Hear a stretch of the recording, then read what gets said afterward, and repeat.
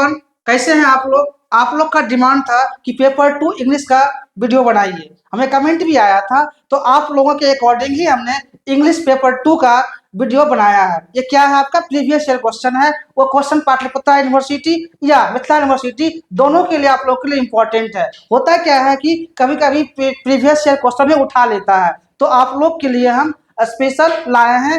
Rajesh sir हैं, English expert हैं, आपको पेपर 2 की तैयारी इंग्लिश से कराएंगे। जो भी कंफ्यूजन होगा कमेंट बॉक्स में कमेंट करिएगा, आपको रिप्लाई दिया जाएगा। इससे पहले हम चैनल को बैकडोर से सपोर्ट कर ही रहे थे, तो सर का रिकमेंडेशन हुआ कि आप इंग्लिश के जो है लिए एक वीडियो तैयार कीजिए। तो आज से आपको वीडियो जो है हम इंग्लिश से रिलेटेड जितना भी प्रीवियस ईयर क्वेश्चन है उसको अपलोड करते रहेंगे। और कहीं भी किसी तरह का क्वेरीज होता है, कोई प्रॉब्लम्स आती है, तो आप हमें कमेंट सेक्शन में लिखें, क्योंकि आप ही लोगों के रिकमेंडेशन पे हम इस वीडियो को अपलोड करने जा रहे हैं। तो जरूर वॉच कीजिएगा टिल द एंड।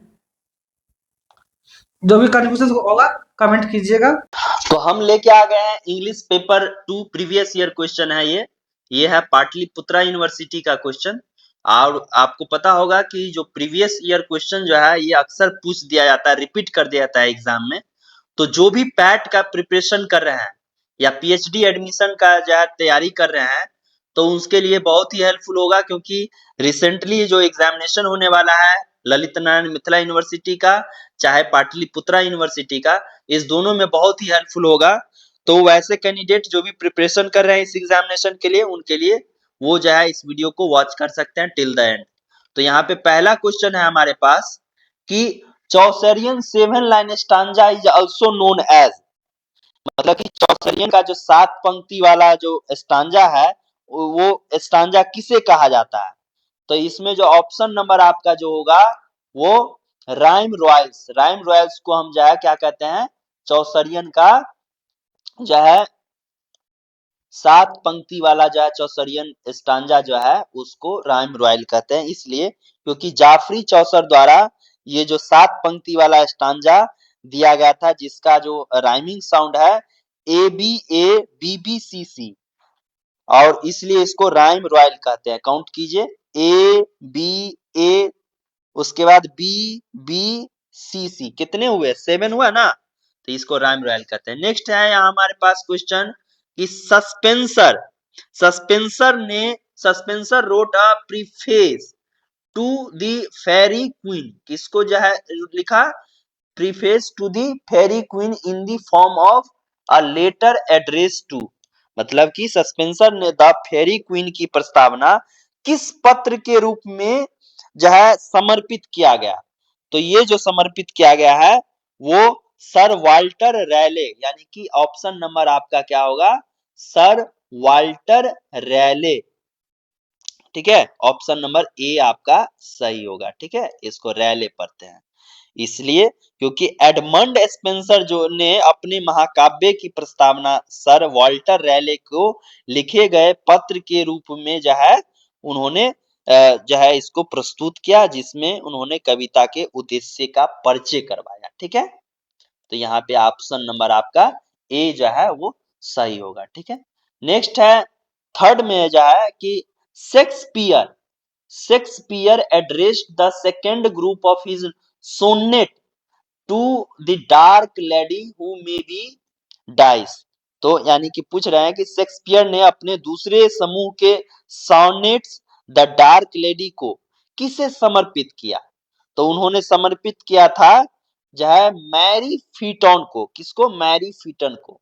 ठीक है, क्योंकि पारंपरिक मान्यता के अनुसार शेक्सपियर की जो डार्क लेडी के रूप में मैरी फीटन का उल्लेख उनमें उसमें मिलता है। हालांकि इस विषय पर आज भी ये विवादास्पद है, मतलब कि ये विवाद का हिस्सा बना हुआ है, लेकिन ऑप्शन जो आपका यहाँ पे होगा वो डी होगा। ठीक है, नेक्स्ट है कि which of the flowing river is mentioned, मतलब किस रिवर का को मेंशन किया गया है Marvell's to his coy mistress में? मार्वेल की कविता जो है टू हिज क्वाई मिस्ट्रेस में किस नदी का को मेंशन किया गया है? तो नदी है गंगा और हम्बर। तो इसमें देखिए ऑप्शन नंबर सी आपका सही होगा, गंगा और हम्बर जो है जिसका जिक्र किया गया है किसमें?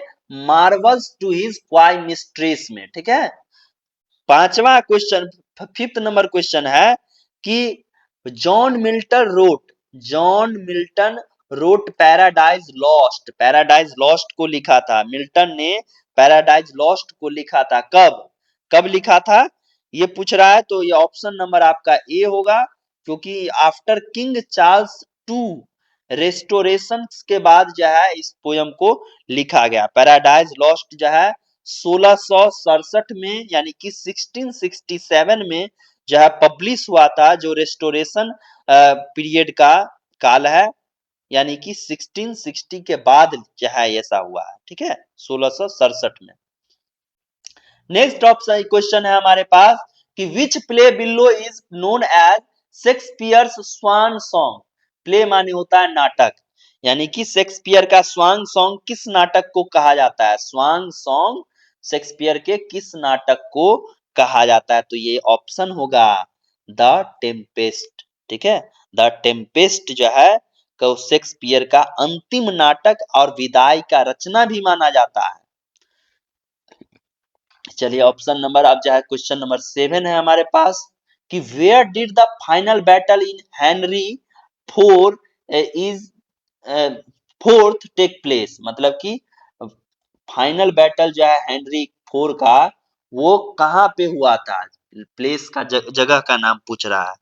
वह है सुसुम्ब्री का, क्या होगा, सुरुसबी। तो इसमें देखिए सुरुसबी क्या है, ऑप्शन नंबर सी होगा। ठीक है, ये है जगह जहां पे ऐतिहासिक स्थल इसको माना जाता है, जहां पे हेनरी 4 का अंतिम युद्ध का स्थान भी मतलब इसे माना जाता है। ठीक है, नेक्स्ट है क्वेश्चन नंबर 8।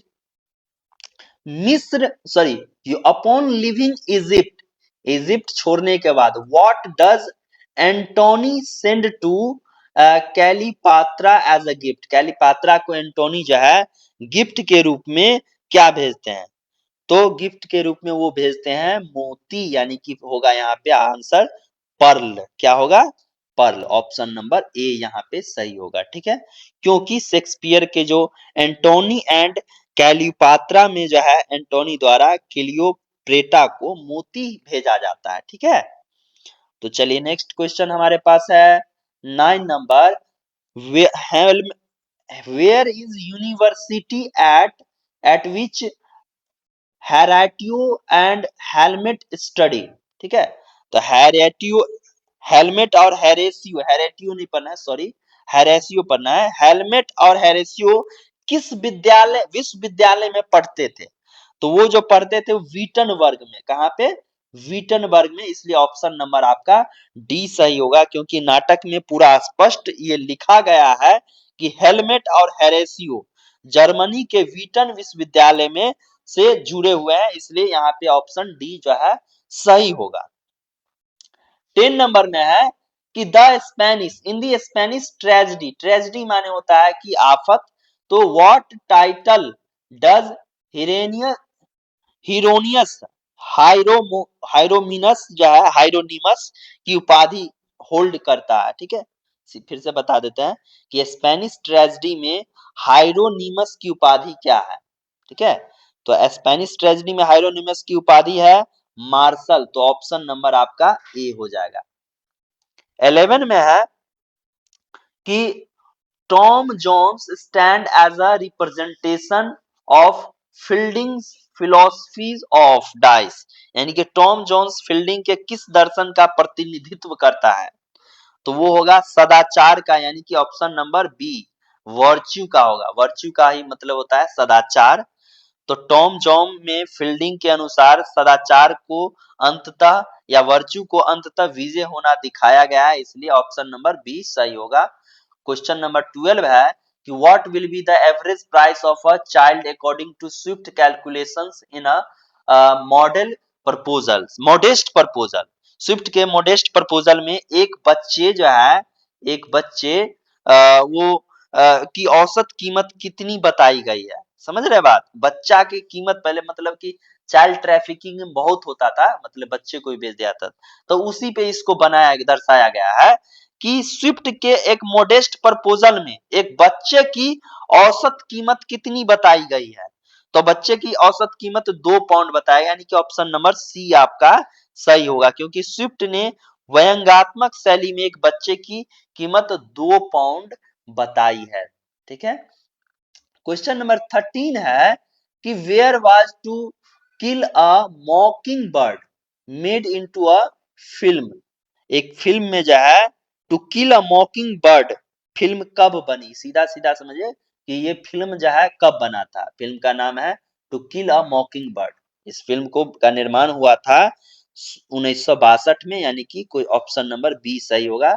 1962 में इस फिल्म का निर्माण किया गया, क्योंकि हार्पर ली के उपन्यास में इस पर आधारित इस फिल्म को 1962 में रिलीज कर दिया गया था। तो इसलिए इस तर्ज पे ये क्वेश्चन का ऑप्शन नंबर जो बी सही होगा। क्वेश्चन नंबर 14 है कि इन John Keats Hyperion the spirit of which below is visible. यानी कि जॉन किट्स के हाइपेरियन में किसकी भावना दिखाई गई है? तो वो है पैराडाइज लॉस्ट की भावना को दिखाई गई है। कुछ ऑप्शन नंबर ए सही होगा, क्योंकि हाइपेरियन में मिल्टन के पैराडाइज लॉस्ट का प्रभाव स्पष्ट रूप से जो है वो प्रकट होता है। 15 नंबर में लिखा है what does the phrase picture poem from Horace's arts of poetries mean. मतलब कि होरेस के आर्ट पोइट्री में पिक्चर्स पोयम का अर्थ जो है वो क्या होगा? तो इसका अर्थ होता है जैसा पेंटिंग वैसी कविता, यानी कि ऑप्शन नंबर आपका ए जो होगा वो सही होगा। ठीक है। तो यहाँ पे as in painting so in poetry, क्योंकि यूटी पिक्चर पोएट्रीज का अर्थ होता है कि जैसी पेंटिंग वैसी कविता, अर्थात कविता चित्र की तरह ही होनी चाहिए। तो इसलिए इसका ऑप्शन नंबर ए जो है वो करेक्ट होगा। फिर है क्वेश्चन नंबर 16। तो 16 क्वेश्चन में देखिए क्या लिखा है कि where was Dandin the Indian literary theorist born. मतलब कि भारतीय साहित्यिक विचारक दंडीन का जन्म कहाँ हुआ? तो उनका जन्म हुआ था कांचीपुरी। तो ऑप्शन नंबर ए इसका भी सही होगा। ठीक है, आगे बढ़ते हैं हम लोग। इसके बाद है question number 17, helmet and his problems. क्या लिखा है? प्रॉब्लम्स लिखा है। ठीक है। तो टीएस एलियट का हेलमेट एंड हिज प्रॉब्लम्स का पहली बार जो है प्रकाशन टीएस एलियट का है का पब्लिश कब हुआ था, यानी प्रकाशन कब हुआ था? तो उनका प्रकाशन हुआ था 1919। ठीक है। इसका जो है लेखन जो है या निबंध कहिए इसको, ये 1919 में द सेक्रेड वुड संग्रह में मतलब पब्लिश हुआ था। ठीक है। नेक्स्ट हमारा क्वेश्चन है कि the new critics were. The new critics कौन थे? मतलब न्यू क्रिटिक्स जो है वो कौन थे? तो वो थे फॉर्मेलिस्ट क्रिटिक्स, यानी कि ऑप्शन नंबर ए जो है आपका सही होगा, क्योंकि न्यू क्रिटिसिज्म साहित्यिक पाठ के जो औपचारिक तत्व पर जो है ये ध्यान को केंद्रित करता है, इसलिए फॉर्मेलिस्ट क्रिटिक्स जो है वो राइट ऑप्शन होगा। नेक्स्ट हमारा क्वेश्चन है 19 नंबर में देखिए कि लिखा है कि Freudian approach to literature concave image are usually seen as. मतलब कि फ्राइडियन दृष्टिकोण में कॉन्केव इमेज का किसका प्रतीक मानी जाती है? तो वो होगा जो है यहाँ पे स्त्री प्रतीक, यानी कि ऑप्शन नंबर डी सही होगा, क्योंकि फ्राइड के अनुसार कुछ आकृति जो होते हैं जैसे कि कटोरा हो गया, वो स्त्रीत्व के जो है प्रतीक के रूप में देखी जाती है। मतलब कि महिलाओं के जो है प्रतीक जो है माना जाता है। ठीक है। तो ये फीमेल सिंबल हो गया, वही कह रहा है। तो क्वेश्चन नंबर यहाँ 20 में है कि हु पायोनियर्ड माने होता है आदर्श होता है। तो पायनियर्ड फेमिनिस्ट क्रिटिसिज्म, यानी कि नारीवादी आलोचना का प्रवर्तक, यानी कि बदलने वाला या आदर्श कौन है? पायनियर्ड कौन है? तो इसमें ऑप्शन नंबर सी जो है वो सही होगा, क्योंकि इसमें जो है एलेन सोवाल्टर जो है अ लिटरेचर ऑफ देयर ओन के 1977 में ये बना था। उसमें के माध्यम से नारीवाद का आलोचना का जो है इन्होंने परिभाषा दिया था, डेफिनेशन दिया था। किसने? तो एलेन सोवाल्टर ने। एलेन सोवाल्टर, ऑप्शन नंबर सी आपका सही होगा। ठीक है। नेक्स्ट क्वेश्चन है हमारे पास 21। इसमें है विच of the following novels, novels माने उपन्यास होता है, विच of the following novels of जाने ऑस्टर्न वाज लेफ्ट अनफिनिश्ड, मतलब कि पूरा लिखा भी नहीं, अधूरा छोड़ दिया। अनफिनिश्ड माने कि अधूरा छोड़ देना। तो जाने ऑस्टिन का कौन सा उपन्यास अधूरा रह गया, कौन सा नोवेल अधूरा रह गया? तो वो था द वॉटसन्स। वॉटसन्स यानी कि ऑप्शन नंबर आपका सी जो है वो सही होगा, क्योंकि जॉन वॉटसन ने वॉटसन्स नाम का जो है उपन्यास आधा लिखना छोड़ दिया, मतलब अधूरा छोड़ दिया। आगे है 22 कि which novel was by George Eliot is considered her greatest, मतलब कि कंसीडर माने कि मानना। तो मिडिल जॉर्ज एलियट का जो सर्वश्रेष्ठ जो नोवेल्स है वो किसको माना जाता है? तो वो जो नोवेल्स है वो मिडिल मार्च, यानी कि ऑप्शन नंबर आपका सी सही होगा। ठीक है, मिडिल मार्च को जॉर्ज एलियट का सबसे महानतम, सबसे सर्वश्रेष्ठ जो है उपन्यास माना जाता है, ग्रेटेस्ट माना जाता है। ठीक है। Option number sorry question number 23 है कि कल्चर एंड एनार्ची। कल्चर एंड एनार्ची जो है ये bye Matthew Arnold was a series of, यानी कि मैथ्यू अर्नोल्ड की कल्चर एंड एनार्की की किस श्रृंखला का हिस्सा है? तो ये है पीरियडियल एसेज, यानी कि यह पीरियडियल एसेज होगा, पीरियोडिकल एसेज हो गया। ये जो है होगा इसका ऑप्शन। यह पुस्तक मूल रूप से जो है ना पत्रिकाओं में प्रकाशित निबंधों का संकलन, मतलब इसमें बहुत सारे एसेज जो है श्रृंखलाबद्ध तरीके से इसमें दिया गया है। तो ऑप्शन नंबर बी होगा पीरियोडिकल एसेज। ठीक है। अब है next, Salvia's Plath's poem is considered to be a part of which movement, मतलब किस आंदोलन का ये हिस्सा रहा है ये पोयम? कौन सा? प्लाथ्स पोयम। प्लाथ्स का जो पोयम है साल्विया प्लाथ का, साल्विया प्लाथ की कविताएं किस आंदोलन से या किस मूवमेंट से जुड़ा हुआ है? क्वेश्चन नंबर 24 का है कि साल्विया प्लाथ का कौन सा ऐसा पोयम है जो आंदोलन को से जुड़ा हुआ है, आंदोलन को सपोर्ट करता है? तो वो है confessional, confessional poetry. Confessional poetry है आपका ऑप्शन नंबर डी में। तो ये ऑप्शन नंबर डी सही होगा। ठीक है, क्योंकि साल्विया पाथ को कन्वेंशनल स्व प्रकट कविता की प्रमुख कवित्री माना जाता है। ठीक है। क्वेश्चन नंबर 25 में देखिए कि व्हेन डिड सीमस हैनी विन द नोबेल प्राइज? सीमस हैनी को ने नोबेल पुरस्कार कब जीती थी वो? ठीक है। तो उन्होंने पुरस्कार जो है वो 1995 में, यानी कि 1995 में उनको नोबेल प्राइज से नवाजा गया था। ठीक है।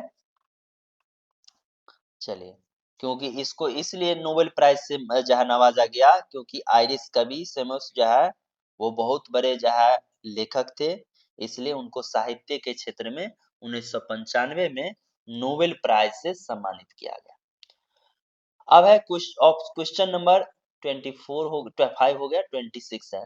In memory of W B Yeats by Auden is a, मतलब कि ऑर्डन की in memory of W B Yeats किस प्रकार की कविता है? डब्ल्यू बी येट्स किस प्रकार की जो है कविता है?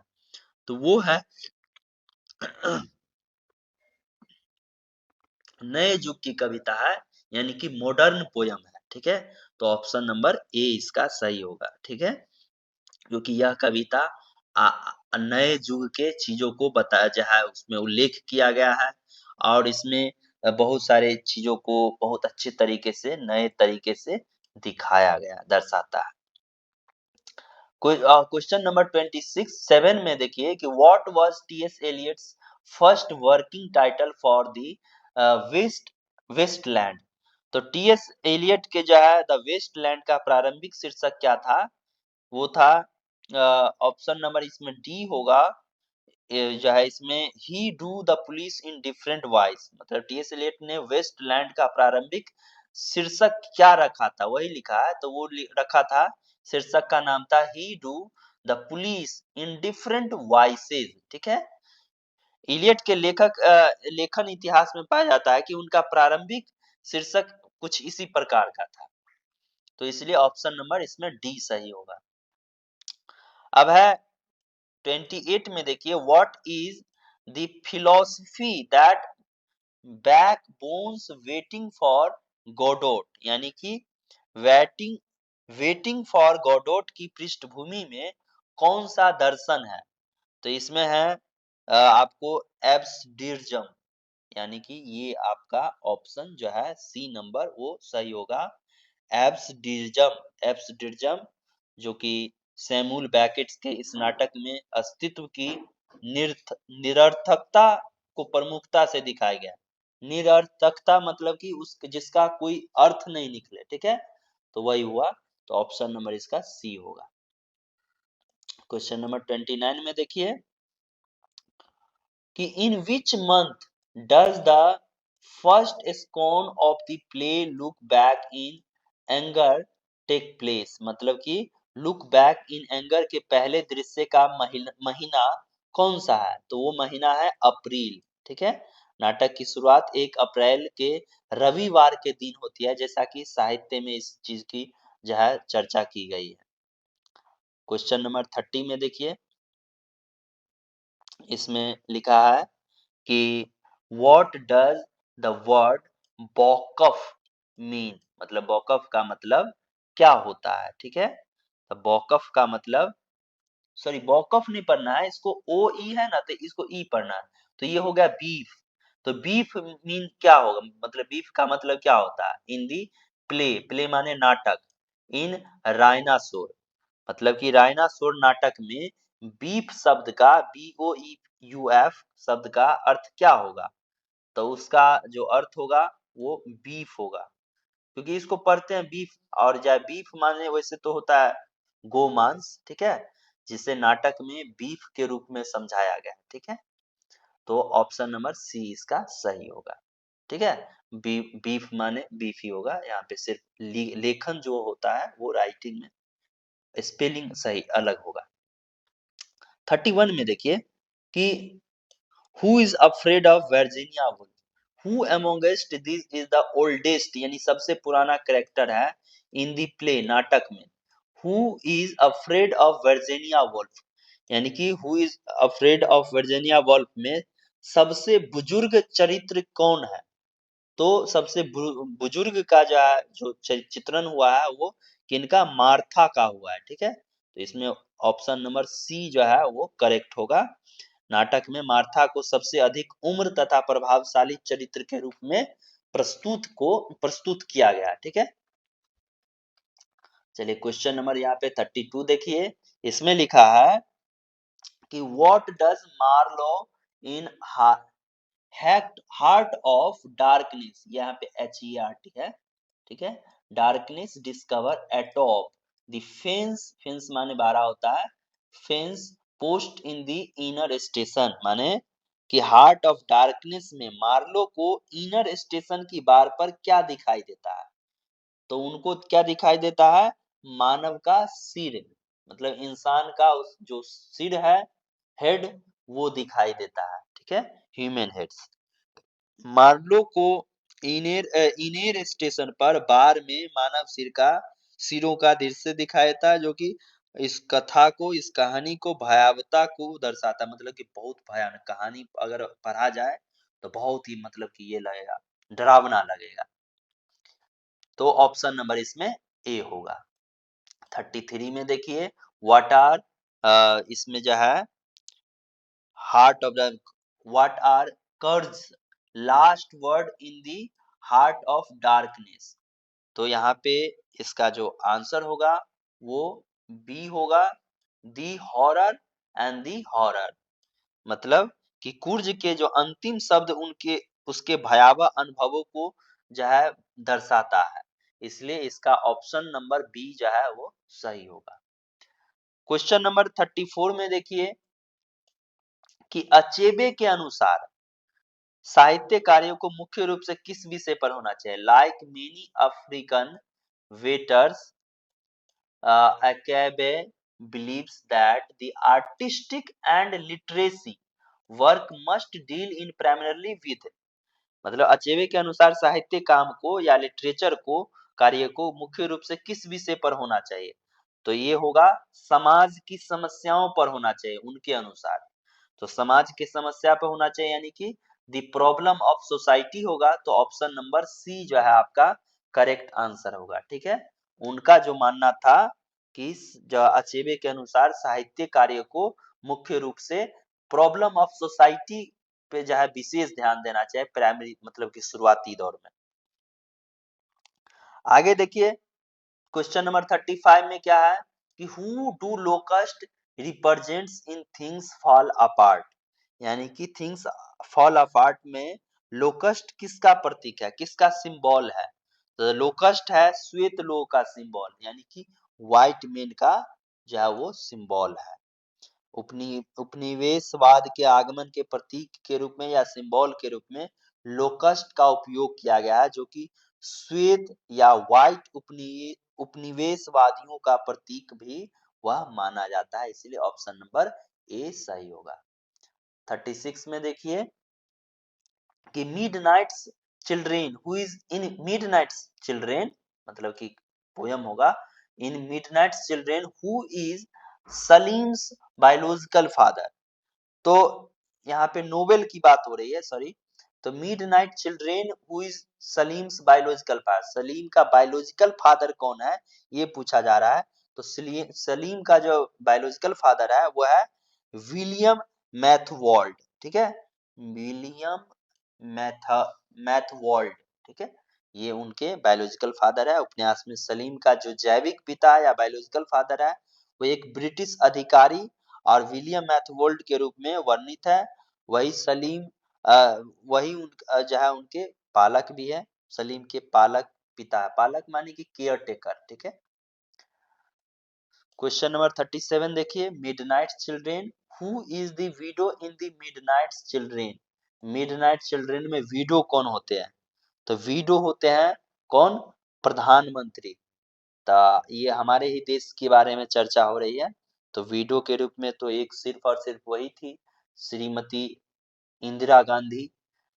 तो उनका ही जो है इसमें जो है चर्चा है। तो द प्राइम मिनिस्टर यहाँ पे आंसर सही होगा सी। ठीक है, क्योंकि उपन्यास में विडो शब्द का प्रतीकात्मक अर्थ भारत के प्रधानमंत्री के बारे में जो है बताया गया है। ठीक है, समझ गए कि who is the widow in the midnight children, तो द प्राइम मिनिस्टर। कौन से प्राइम मिनिस्टर, तो किसको केंद्रित की जहां ज्यादा किस पे जो है जोर दिया गया, तो श्रीमती इंदिरा गांधी, जो कि हमारे देश की जो है प्रथम महिला प्रधानमंत्री के रूप में कार्यरत थी।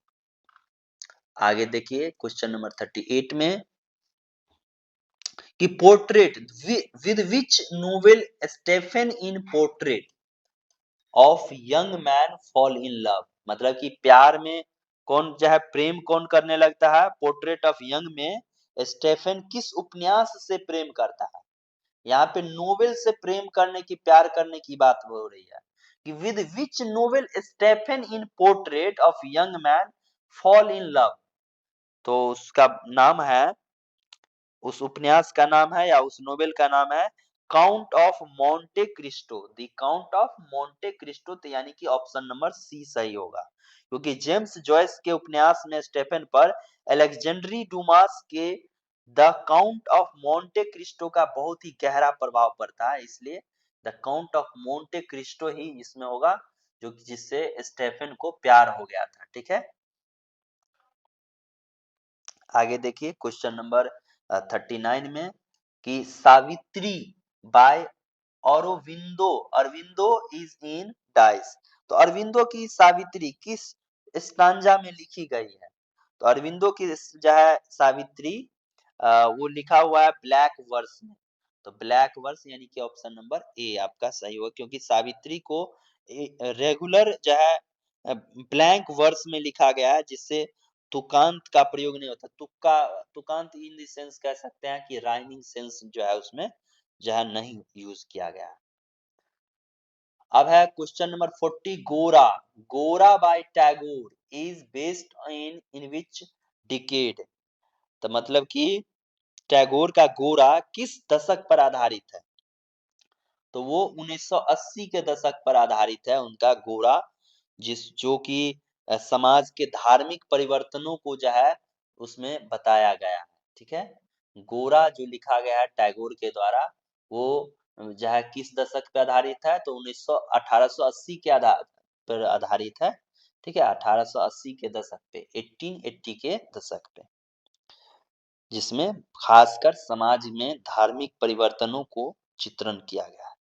क्वेश्चन नंबर 41 है कि हिस्टोरिकल लिंग्विस्टिक स्टडीज मतलब ऐतिहासिक भाषा विज्ञान का क्या अध्ययन करता है? ऐतिहासिक भाषा विज्ञान क्या अध्ययन करता है? तो भाषा कैसे बदलती है, यानी कि हाउ लैंग्वेज चेंजेस, यानी कि क्वेश्चन नंबर का ऑप्शन होगा ए जो है सही होगा, how language changes. Historical linguistic studies how language changes, क्योंकि ऐतिहासिक भाषा विज्ञान भाषा के विकास, परिवर्तनों और इतिहास का अध्ययन जो है करता है। नेक्स्ट है which of this is a socio linguistic, मतलब इनमें से कौन है सामाजिक भाषाविद जो जो कि इसमें बहुत ही महत्वपूर्ण है। फिर से क्वेश्चन समझ लीजिए। क्वेश्चन में क्या लिखा है कि इनमें से कौन सामाजिक भाषाविद है? Which of this is a socio, socio माने सामाजिक और लिंग्विस्टिक माने कि भाषाविद। तो इसमें है बिल लैबोव। बिल लैबोव जो है वो सामाजिक भाषाविद भी है, और इनको सामाजिक भाषा विज्ञान के क्षेत्र में भी बहुत अग्रणी इनको माना जाता है, क्योंकि जिन्होंने भाषा और सामाजिक वर्ग के बीच में एक संबंध स्थापित करने का काम किया, इसलिए बिल लैबोव को जो है सोशियो लिंग्विस्टिक माना जाता है। ऑप्शन नंबर बी सही होगा। क्वेश्चन में जो है नेक्स्ट क्वेश्चन है यहाँ पे, teaching and learning is a journey. Teaching और लर्निंग का जो जर्नी है वो कहाँ से आया? तो शिक्षण और टीचिंग और लर्निंग की किस यात्रा के रूप में वर्णित किया है? तो ये चारों ऑप्शन सही है, तो यहाँ पे ऑप्शन नंबर डी आपका ये सही होगा, क्योंकि concrete to abstract, simple to complex, known to the unknown, मतलब यह प्रक्रिया ठोस से अमूर्त, सरल से जटिल और ज्ञात से अज्ञात की ओर विकसित करता है।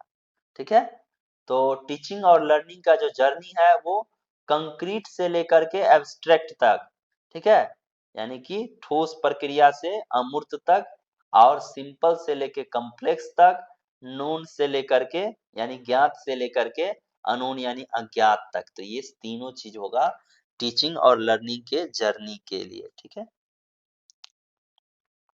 जिससे जिस ओर हम लोग विकसित करते हैं। क्वेश्चन नंबर 44 है communicative language teaching replaced basically, यानी कि जो हम लोग कम्युनिकेटिव यानी कि बातचीत की जो लैंग्वेज होती है, communicative language teaching replaced by, replaced teaching. ठीक है, तो यहाँ पे लिखा है कि कम्युनिकेटिव लैंग्वेज टीचिंग ने मूल रूप से किस शिक्षण पद्धति को प्रतिस्थापित किया है, रिप्लेस किया है? तो वो है संरचनात्मक शिक्षण को, यानी कि स्ट्रक्चरल टीचिंग को। तो क्वेश्चन का आंसर होगा स्ट्रक्चरल टीचिंग। ठीक है, इसी को रिप्लेस किया गया है कम्युनिकेटिव लैंग्वेज टीचिंग से रिप्लेस कर दिया गया स्ट्रक्चरल टीचिंग में, क्योंकि 1970 के दशक में जो संवादी कम्युनिकेटिव भाषा शिक्षण ने पारंपरिक व्याकरण केंद्रित संरचनात्मक शिक्षण को पीछे छोड़ दिया, इसलिए इसको रिप्लेस किया गया। अब है क्वेश्चन नंबर 45, भाषा के अर्थ का अध्ययन हम किसे कहते हैं, यानी कि study of the meaning of language is known as study of meaning of language. तो भाषा के अध्ययन को किसे कहते हैं? सिमेंटिक्स, सिमेंटिक्स कहते हैं, तो ये हो गया आपका ऑप्शन नंबर बी। भाषा के अर्थ का अध्ययन को कहते हैं हम सिमेंटिक्स, ठीक है। सिमेंटिक जो है वह जो है शाखा है जो शब्द और वाक्य एवं संदर्भ का अर्थ अध्ययन करती है, ठीक है, उससे हम अर्थ अध्ययन करते हैं। 46 में है कि the units of meaning that make up a word is known as, तो शब्द बनाने वाली जो अर्थपूर्ण इकाई क्या कहलाती है, वो कहलाती है मॉर्फेम, यानी कि ऑप्शन नंबर सी इसका सही होगा, क्योंकि मॉर्फेम एक ऐसा सबसे छोटा यूनिट होता है जो शब्द का निर्माण करता है, ठीक है। जैसे कि अन लगा देते हैं हैप्पी में, तो क्या बन जाता है अनहैप्पी, तो ये क्या है मॉर्फिज्म का जो कमाल है। The unit of meaning that make up a word, तो यही है कि जो है शब्द बनाने का जो अर्थपूर्ण इकाई क्या है, तो वो है मॉर्फिज्म, जिसके माध्यम से शब्द का निर्माण होता है, तो ऑप्शन नंबर सी सही होगा। क्वेश्चन नेक्स्ट है कि 47 charging from one language to another according to context in which one is speaking is known as, मतलब कि संदर्भ के अनुसार एक भाषा से दूसरी भाषा में बदलना क्या कहलाता है, तो एक भाषा से दूसरे भाषा में बदलना क्या कहलाता है कोड स्विचिंग, क्या कहलाता है कोड स्विचिंग कहलाता है। तो कोड स्विचिंग में जो बोलने वाले होते हैं वक्ता बातचीत के दौरान अपनी भाषा या बोली बदल लेता है, ठीक है, इस प्रोसेस को हम कहते हैं कोड स्विचिंग, तो ऑप्शन नंबर बी सही होगा। 48 में देखिए कितने प्रकार के मॉर्फेम होते हैं, यानी कि how many types of morphemes are there, तो देयर दो ही प्रकार के मॉर्फेम होते हैं, ठीक है। यह दो प्रकार के मॉर्फेम होता है, एक होता है फ्री एक होता है बाउंड, एक होता है फ्री एक बाउंड होता है, ठीक है। और डिटेल में अगर जानना है तो हम इस पे जो है फिर एक्सप्लेनेशन वाला वीडियो भी बनाएंगे, बहुत जल्द वो भी वीडियो आ जाएगा जो हर टॉपिक को हम जो एक्सप्लेन करेंगे। अभी देखिए क्वेश्चन नंबर 49 में क्या है कि who coined the term new historicism, ठीक है, तो यहाँ पे न्यू हिस्टोरिसिज्म शब्द किसने बनाया किसने गढ़ा, ठीक है, तो क्वाइन माने होता है बनाना, ठीक है, तो इस शब्द को किसने गढ़ा किसने बनाया, तो वह है स्टीफन ग्रीन ब्लैड, ठीक है, ग्रीन ब्लैट होता है, तो स्टीफन ग्रीन ब्लैट कहाँ है ऑप्शन नंबर बी में, तो यही होगा कि न्यू हिस्टोरिसिज्म के को जो है बनाने वाले कौन थे स्टीफन ग्रीन ब्लैट। स्टीफन ग्रीन ब्लैट ने जो है 1980 के दशक में न्यू हिस्टोरिसिज्म का जो है उन्होंने अवधारणा प्रस्तुत किया था, तो इसलिए ऑप्शन नंबर बी सही होगा।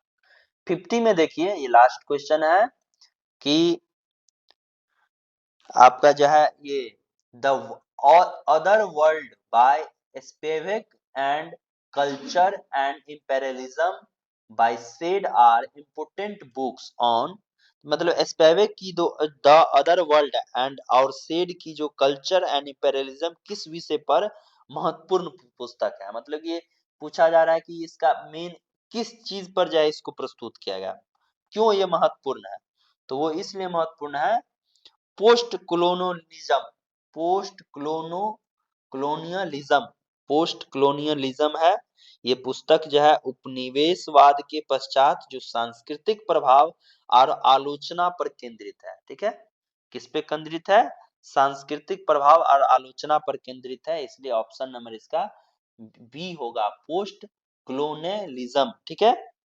कॉलोनियलिज्म। लास्ट है, अब जो है आप लोग जितना प्यार दोगे इस वीडियो को जितना सपोर्ट करोगे तो उतना ही जल्दी हम इसका जो है सेकेंड फिर दूसरा जो है प्रीवियस ईयर क्वेश्चन दूसरे यूनिवर्सिटी का जरूर डिस्कस करेंगे, तो thank you so much for watching this video till the end. करेंगे। ओवरऑल हमने आज 50 क्वेश्चन तक डिस्कस कर लिया है, इसमें आप लोग को जहां भी कंफ्यूजन होगा आप कमेंट कर सकते हैं। एक बात और, जिन लोगों को मॉक प्रैक्टिस करना है हम अपने चैनल पे मॉक क्विज दे रखे हैं, आप लोग वहां जाकर के अपने आप को जस्टिफाई कर लीजिएगा कि आप कितना तक जान रहे हैं।